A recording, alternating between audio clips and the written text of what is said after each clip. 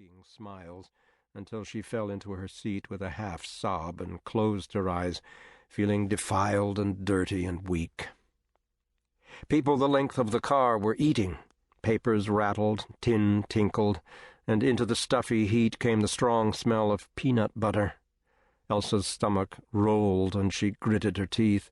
She was resolving to do a half-dozen desperate things rather than go back in that women's room, when the train began to slow.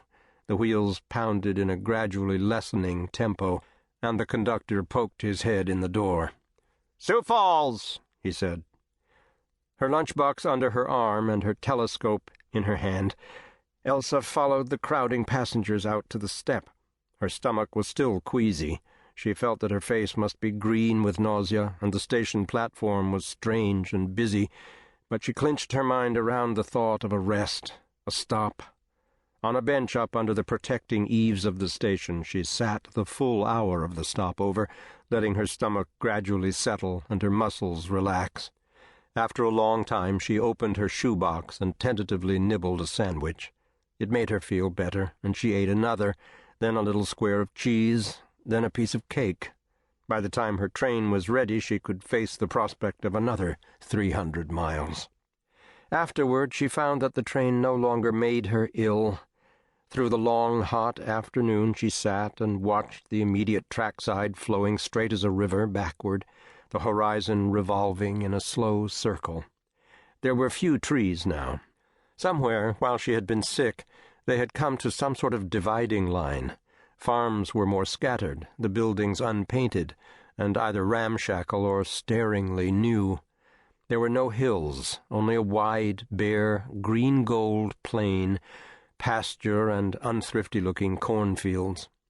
Once in a while they came to creeks or rivers flowing turgidly in sandy beds between strips of dusty cottonwoods. Mile after mile, hour after hour, past sod shanties with weeds growing green on their roofs, past unpainted shacks and ragged sheds, past windmills and discouraged plantings of saplings, past fields of wheat still meadow-green in the heat, past flocks of crows that flapped heavily off the wires as the train roared by, past herds of nondescript cattle with cowbirds sitting on their hip bones.